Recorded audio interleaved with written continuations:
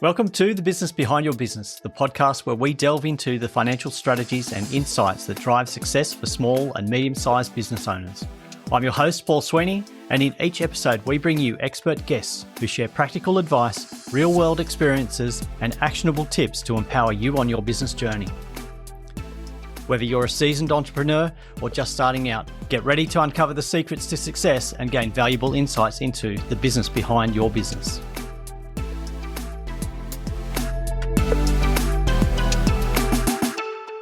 So picture this, your customer is searching in their AI tool and they've asked, what's the best eco-friendly coffee grinder under $100?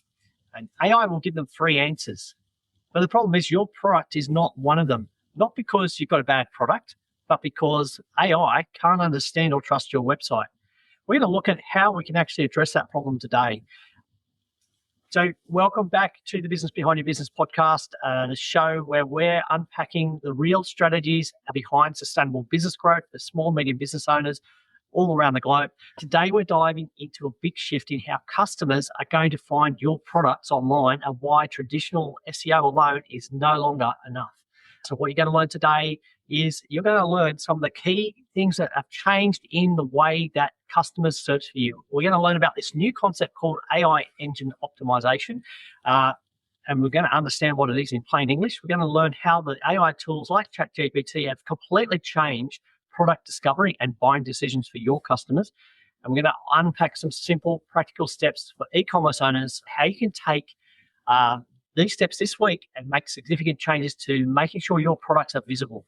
Our guest today, Matthew Stafford, founder of Build, Grow, Scale. And Matthew has been helping e-commerce businesses optimize their stores for high conversions and long-term growth for many years. You may remember Matthew from one of our previous episodes where we talked about why most e-commerce stores have been failing and how to build one that actually scales. Well, since then, Matthew's been extremely busy going deep into the next evolution of discoverability, AI Engine Optimisation. So we're going to welcome Matthew back to the Business Behind Your Business podcast. But Matthew, before we get technical, why has the environment changed so much? Well, I think people's search habits have changed. So we know, looking at the stats, that now about 56% of Google searches result in no click.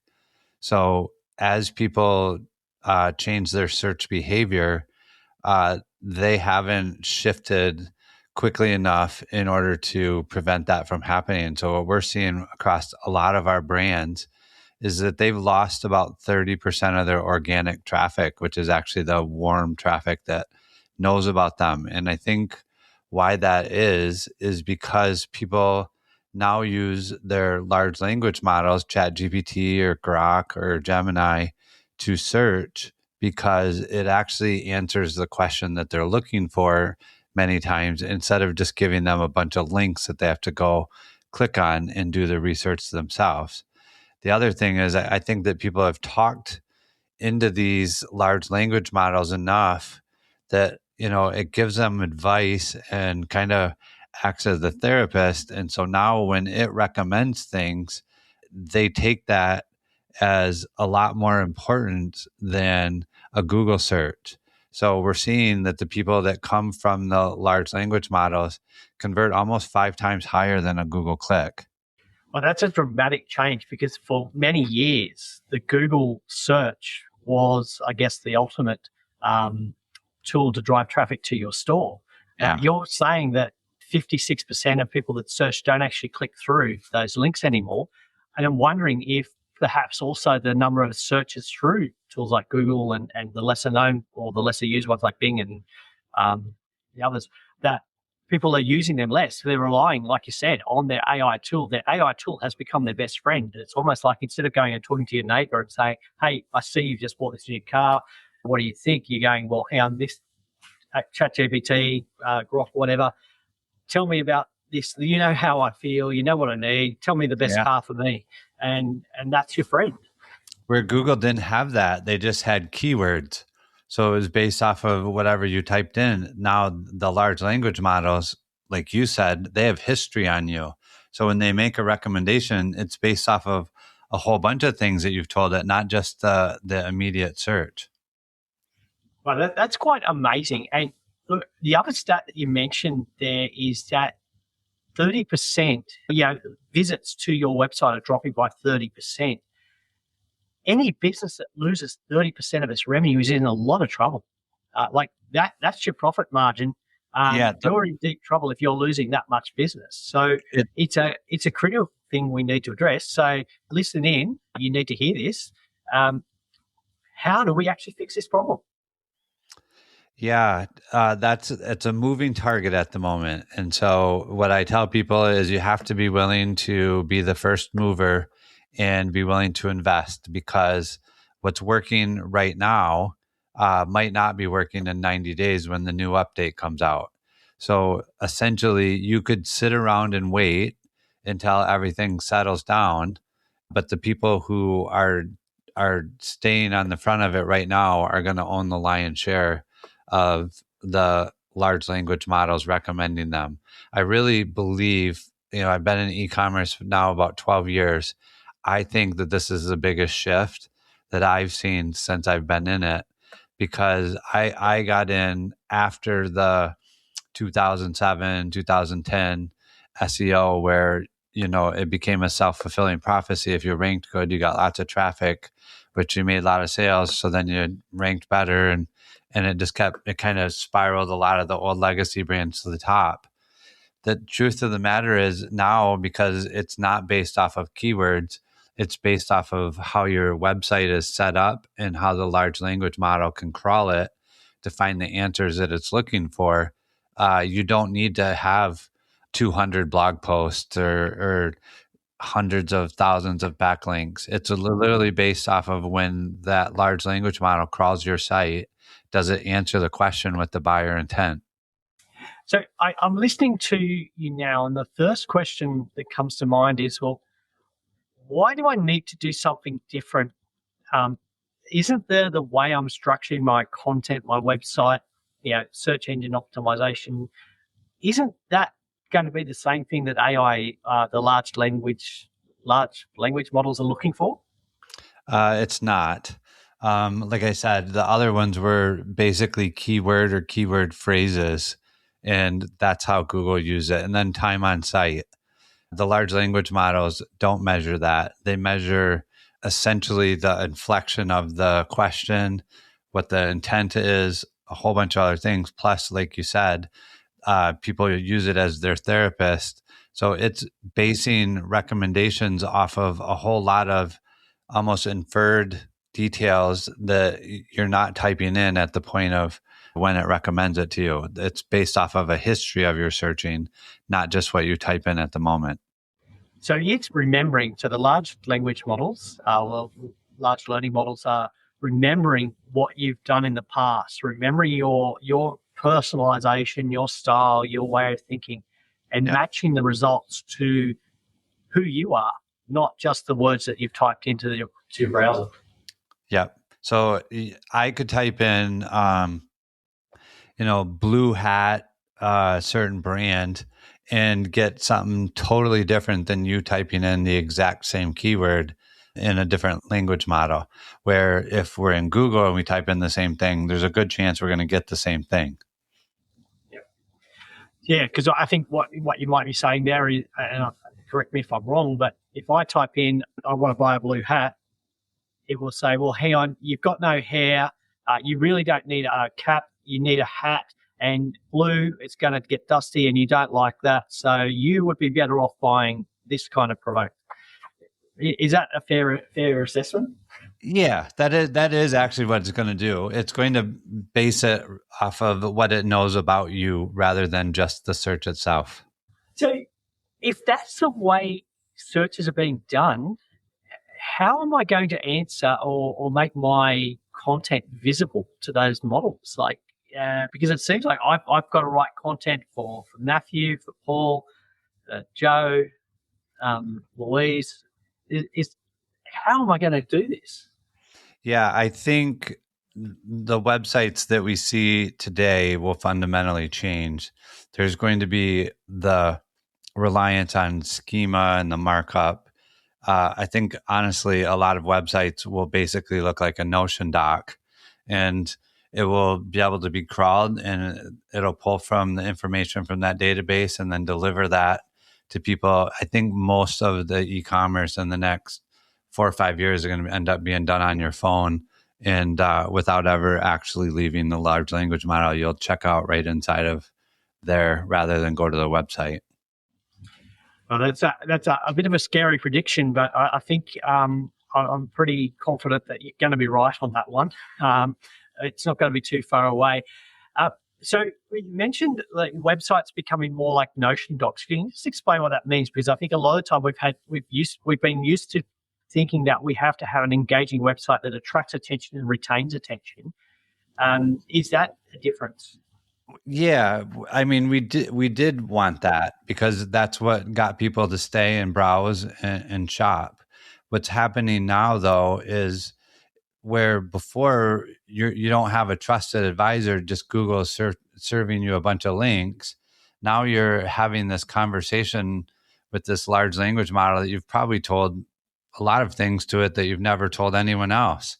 And so when it makes a recommendation, you don't go shop that with 5 other places. You just go, oh, this is what's right for me. And so you get it. And like I said, there's all kinds of stats, and you can Google them and look at all over the World Wide Web right now, that those large language model clicks convert about 5 times higher than a Google click. So it's not by a small margin, it's by a massive margin that people trust these language models and the recommendations that they make over a regular Google search. Okay, so just recapping a little bit, we're losing 30% of our Google traffic. AI tools are most likely not to recommend us unless we make ourselves visible. But if we are visible, we're 5 times more likely to actually transact with that person doing the search. Yeah, you could have five times less clicks and still generate the same amount of revenue. So those clicks are very valuable and very important. Okay, so to me, that means we really need to act right now. And as you mentioned, don't wait for the next version when things settle down. You actually need to take action today. What do we need to be doing differently? To be honest, I have a couple of very smart people that I follow, and I'll give his website out. It's aeo.co, and his name is Qasim. He owned the world's #1 ranked Google ads agency, and he sold that a few years ago. And then when these large language models started recommending, he knew that he saw the trend ahead of time, and so he's put a lot of people on it. And to be totally honest, he knows it way better than I do. I would literally tell you to go to aeo.co and follow them. And he has like a free school community, and you can learn, because if you want to be in e-commerce and you obviously want to make money, this is going to be the way. That it's going to be a traffic channel for sure that's going to drive a lot of business. Okay, so great to hear that the experts are relying on the other experts to improve their knowledge and skill set, and recommend that you should always be looking to learn from somebody else in the field. That's one step down the journey further than you.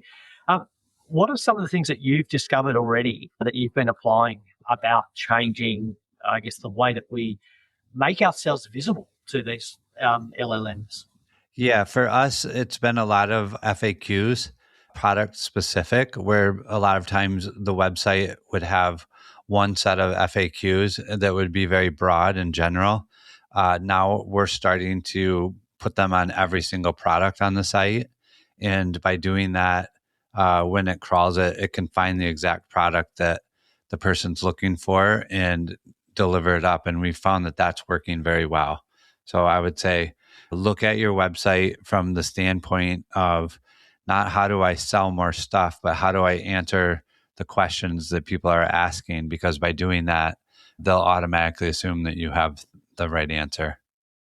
So I guess that's where a lot of the skill set will change in terms of writing to be understood about the benefits. So, like, in a way, we're sort of fast tracking some of those conversations that we would have, particularly if you're looking at maybe a service business as well, not just an e-commerce, but as a professional services business.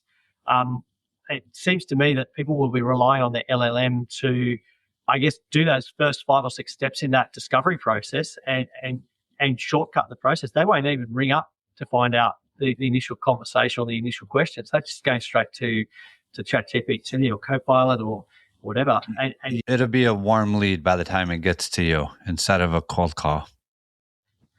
in some ways that's good, but the trap there, I guess, or the danger there is if you're not setting yourself up so that you can convert those cold inquiries to a warm lead, then you're never going to hear from anyone. 100%. Yeah, that 30% is the 30% of your organic traffic is just gonna be gone in the ether. Okay. So some dramatic shift there. One of the questions that sort of came to mind as we're talking through that is testimonials, product rating reviews. How relevant are they to the language models? Like, because often we'll go to a website and we'll see the testimonials and reviews. LLMs, from my way of thinking, is that they'd be looking at a bigger database, a data set of what the quality is and what the expectations are, rather than just what's on your website. Yeah, I personally believe that when it crawls with the website, it's also crawling your reviews. So what we've been doing is we make sure that we respond to all of them. And what's really interesting is the highest converting spot on your website is a 2-star review and less. So most people think like the high reviews matter more. And the truth of the matter is it's good to have a lot of high star reviews, but it's also good to push the lower ones that you've responded to, because people don't expect you to be perfect. They just expect you to take care of the problem. And so if you never push any of the lower reviews, you're actually eliminating trust. People just go, oh, well, this isn't true. But when you're willing to push the lower reviews and that you handled the problem and you did it publicly, they actually convert much higher, because people are like, oh, okay, they're actually going to be there if something goes wrong. Okay, so that's encouraging to hear that it's not going to be just a quantitative assessment, but it's actually looking at the qualitative factors of, in terms of, okay, you had this problem with your delivery, but this is how you went about fixing it. So your customer service is quite valuable. Yeah, 100%. Now, I'm wondering, a lot of people rely on video content to explain their product or their service. And we've been told in the past to use a lot of video. How is that still relevant? Is that still a relevant strategy in your opinion? We see video converts very well. So I believe it will, and it will probably continue to. The truth of the matter is the large language models don't have any trouble translating a video either. So they know exactly what the videos are about and how people are reacting to it. Okay. So that last bit you mentioned, how people are reacting to your videos. So I guess that's an area that we need to think about as well. It's not just a case of throwing in a lot of spaghetti on the wall and hoping some of it sticks. It's a key to get the quality there. Yeah, I think it would be answering the questions that the customer has effectively. Again, you can't just throw a whole bunch of content out there and say, oh, because I keyword stuffed this, or because I have 10 videos instead of 3. What we're finding is one good quality video is way more valuable than 10 poor quality videos. So it's not about who can create the most information anymore, where before it used to be whoever could put out the most content. Now it's literally these large language models are able to kind of discern value, and based off of how valuable the information that you share is in answering the person's question, that's actually what they're trying to solve.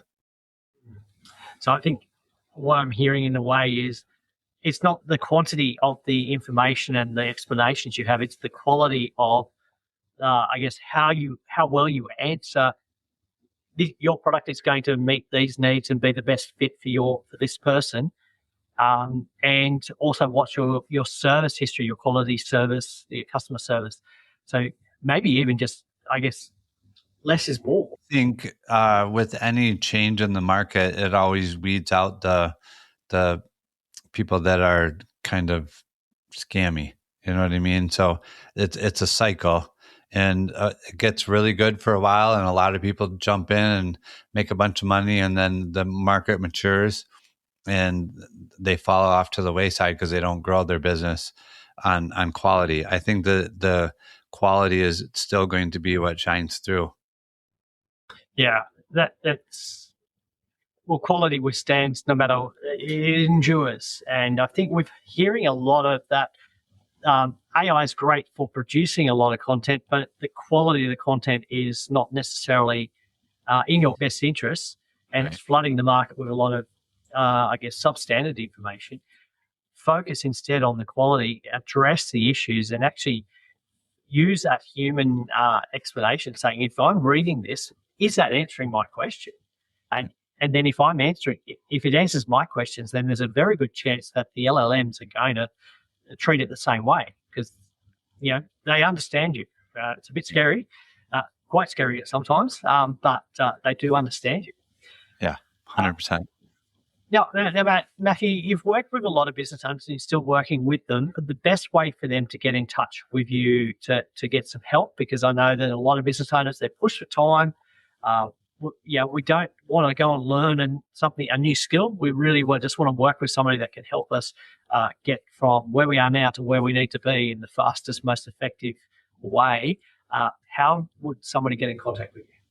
Yeah, our website is buildgrowscale.com, and my email is matt@buildgrowscale.com. You're welcome to go to our website and see what we do and book a call, or you can send me an email and I'd happy to jump on a call and go through your website with you and just point out some areas where maybe we could provide some value. Fantastic. A lot of great urgent, I would say urgent, because anytime you're thinking about losing 30% of your business, it's an urgent thing that you need to address right now. Some urgent things that need our attention. If there was only one thing that we had time to do, what would that one thing be? For me, I would literally go through and put those FAQs on each product. And I always think that simple is better. So a lot of times people think more is better, and more just creates a paradox of choice. So I would say clean up everything that's not being used or that isn't crystal clear. We always say it needs to be so simple that Homer Simpson would understand it. And so make sure that things are simple, answer questions that have buyer intent, and I think that you'll be fine. That's fantastic. Great summary, great practical step to get started on the journey. But what we found in a lot of situations, business owners, as I always say, you're busy doing your business, working on your business. You don't always have the time to learn a new skill or the resources to do that. Get the help that you need. Go to buildgrowscale.com. And look, if you can't remember that, look in the show notes where the links will be, and the links to get in contact with Matt, as well as on the businessbehindyourbusiness.com website. Some really critical things that we need to start thinking about, because our world has changed, whether we want it to or not. Some of us are being dragged kicking and screaming into the new world of search and customer transactions, but it is here to stay. We're not going backwards. So we need to make sure our products can be found by the large learning models, so your ChatGPTs, your Copilot, Grok, Gemini. You can't ignore that, because if you do, well, we're going to be having another conversation with you about how we wind up your business, and we don't want to be having that conversation. So take the time now, address the problem, and get in touch with Matthew and his team. And look, make sure that when a customer searches for the best eco-friendly coffee thing under $100, that your eco-friendly coffee grinder will be the one that shows up first. Matthew, thanks again for your time, and thanks for coming back. I really enjoyed the value you've been giving our listeners. Firstly, talking about e-commerce, some eye-opening conversations. And if you missed that, go back and have another listen to it. Well worth your time to re-listen to it. And a lot of the points that Matthew raised there, they're still very relevant. We've just got to change a little bit of our strategy and approach with the onset of these new learning models and how people are actually searching for information. Thanks for having me. I enjoyed the conversation. That's a wrap for this episode of The Business Behind Your Business. We hope you found today's discussion insightful and valuable for your business journey. Before we go, don't forget to subscribe to our podcast on your favourite platform. Share it with fellow business owners who could benefit, and send in your burning questions because we love hearing from you. Missed any of our previous episodes or looking for additional resources to help grow your business? Head over to our website at thebusinessbehindyourbusiness.com. There you'll find our full archive of past episodes along with show notes, transcripts, and links to valuable resources mentioned in each episode. Your journey to business success continues at thebusinessbehindyourbusiness.com. Until next time, stay inspired, stay informed, and keep building the business of your dreams.